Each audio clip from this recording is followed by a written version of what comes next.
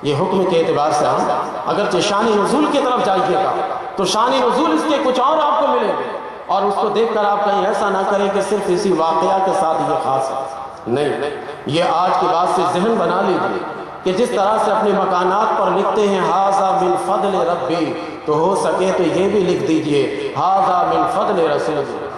پھر ذرا سا دیکھیے گا کہ کچھ لوگ تڑپتے ہیں یا نہیں، کچھ لوگ آن کر آپ سے کیا کہتے ہیں ایسے موقع پر، ان کا کیا نظریہ تصور رہتا ہے۔ اگر وہ کہیں کہ یہ غلط ہے، قرآن کریم کی آیت پڑھیں اور کہیں اس کا جواب دو۔ صاحب قرآن کی نظر میں یہ ہے کہ یہ اللہ کا بھی فضل ہے اور اللہ کے رسول کا بھی فضل ہے، تو یہ میرے رب کا بھی فضل ہے اور میرے رسول کا بھی یہ فضل ہے۔ اللہ اکبر۔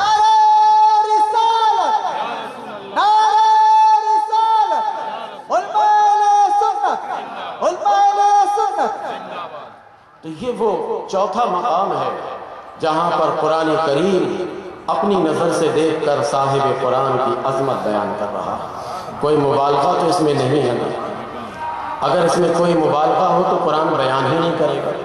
میں ایک بات چلتے چلاتے یہاں پر آپ سے کہوں، کیا ہے قرآن سے پوچھئے گا کہ ہمارے معاشرے میں ان جیسے کلمات کو شرکیہ کلمات کہا جاتا ہے، اور اے قرآن تو اس کو بیان کر رہا ہے، صاحب قرآن کی عظمت تو اس طرح سے بیان کر رہا ہے کہ فعل رسول کو فعل خدا بتا رہا ہے، عطائے رسول کو عطائے خدا تو بتا رہا ہے، اور اسی طرح سے فضل رسول کو فضل خدا تو بتا رہا ہے۔ یہ تو سب کچھ بتا رہا ہے، اور رسول کے بلانے کو اللہ کا بلانا تو بتا رہا ہے، پھر یہ تو بڑے بڑے شرک کے فتوے اس پر لگیں گے۔ قرآن کریم سے جب آپ رجوع کیجئے گا عالم خیال میں، تو قرآن کریم آپ سے یہی کہے گا کہ میاں اگر اس قسم کے جملے تمہیں شرکیہ لگتے ہیں، اس قسم کے کلمات تمہیں ناپسند ہے، تو ایسا کرو کوئی اور کتاب تلاش کرو، میں تو رسول کی عظمت بیان اسی طرح کروں گا، کیونکہ میری نسل میں جو رسول ہیں وہ تو میں عظمت اسی طرح سے بیان کروں گا، میرے نسل میں جو رسول کی شان ہے میں تو اسی طرح بیان کرتا چلا جاؤں گا۔ یہ 4 مقامات ہوئے نا ابھی، ایک اور مقام پنجتنی کے صدقے میں نے کہا تھا کہ میں اس کو بیان کرتا جاؤں گا، 5 کا رکھیں گے اس کو، پہلے 5 میں نے بتائے تھے، ابھی 5 بتا رہا۔ بہت مشہور آیت کریمہ ہے، یا ایھا الذین آمنوا اطیعوا اللہ واطیعوا الرسول، اطاعت رسول کو اطاعت الہی قرار دیا۔ میں یطیع رسول اس کو پڑھ لیجیے گا، وہ ایک الگ ہے، لیکن میں اس زاویے سے بیان کرتا جا رہا ہوں کہ دونوں یکجا ہیں، تو اس وجہ سے میں اس کو بتا رہا ہوں۔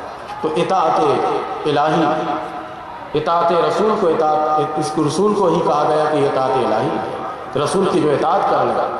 اس میں بھی ذرا سا آپ دیکھیے گا، ایک جملہ میں سمجھاتا ہوں کیونکہ اختلافی تقریر کرنے کا موڈ میرا نہیں ہے، بس ایک یہاں پر سوال نامہ میرے پاس موجود ہے، میں اس کا جواب دوں گا، اور باقی تھوڑی بہت اس قسم کی باتیں آ جاتی ہیں، اس کو آج کل حالات اور تقاضے کے مطابق اہل سنت والجماعت کی جو نئی نسل ہے اس کو بتانی بھی چاہیے۔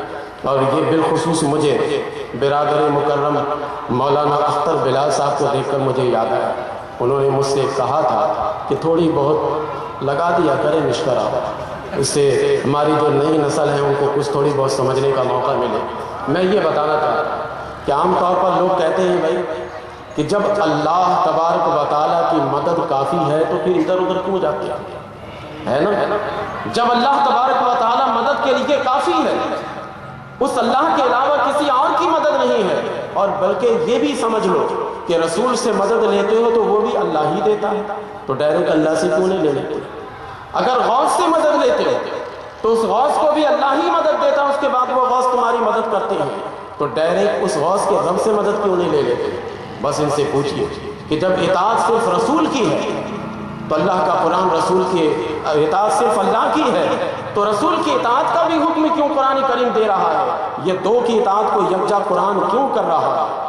بات یہی ہے اصل میں کہ قرآن کریم نبی کریم صلی اللہ علیہ وسلم کی عظمت کو اجاگر کرنا چاہتا ہے، ان کی شان کو اجاگر کرنا چاہتا ہے۔ اگرچہ رسول کی اطاعت کیجیے گا تو وہ بھی حقیقت میں اللہ کی اطاعت ہے، لیکن پھر بھی عظمت رسول کی بتانے کے لیے اللہ کا قرآن نے یہ کہہ دیا یا ایھا الذین آمنوا اطیعوا اللہ واطیعوا الرسول، اے ایمان والو اللہ کی اطاعت کرو، اللہ کے رسول کی اطاعت کرو، دونوں کی اطاعت کو لے کر آ گئے۔ تو اب ان 5 آیات کریمہ کے بعد ایک مسئلے پر تو ذہن بالکل واش ہو جانا چاہیے کہ اب ہمارے دکانوں پر یا اللہ ایک طرف مدد لگائیے، دوسرے طرف یا رسول المدد لگائیے، لگائیں گے نا؟ یہ لکھیں گے نا بات؟ کیونکہ یہ قرآن کریم کے عین مطابق ہے، قرآن کوئی مبالغہ نہیں کر رہا ہے۔ صاحب قرآن جو قرآن کی نظر میں وہی قرآن بیان کر رہا ہے، اپنی طرف سے ہم بیان نہیں کر رہے بلکہ قرآن کریم کی روشنی میں بیان کر رہے ہیں۔ تو اب یہ بلا جھجک اپنے یہاں لکھیے، جو صرف یا اللہ مدد کہتے ہیں ان سے پوچھئے کہ میرے دوست یہ بتاؤ کہ قرآن کریم میں اللہ تبارک و تعالیٰ نے وما رمیتا اذ رمیتا ولکن اللہ رما جو فرمایا، اس کا کیا جواب دو گے؟ قرآن کریم میں اللہ تبارک و تعالیٰ نے استجیبوا للہ وللرسول اذا دعاکم لما یحییکم جو فرمایا، اس کا کیا جواب دو گے؟ ان سے پوچھئے قرآن کریم میں ما آتاکم الرسول جو اس کا کیا جواب دو گے؟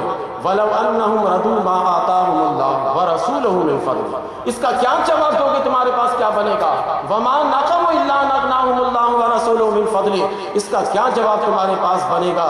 ان سب کا حل یہی ہے کہ بس قرآن جس نظریے کے تحت اطاعت الہی کے ساتھ اطاعت رسول کو جوڑتا ہے، ہم اسی نظریے کے ساتھ امداد الہی کے ساتھ امداد رسول کو جوڑتے ہیں۔ ہم قرآن کریم جس نظریہ کے تحت عطائے رسول کو عطائے الہی کے ساتھ جوڑتا ہے، ہم اسی نظریے کے تحت یہ کہتے ہیں کہ یہ اللہ تبارک و تعالیٰ بھی مدد کرتا ہے اور اللہ کے رسول بھی مدد کرتے ہیں، اسی نظریے کے تحت ہم کہتے ہیں۔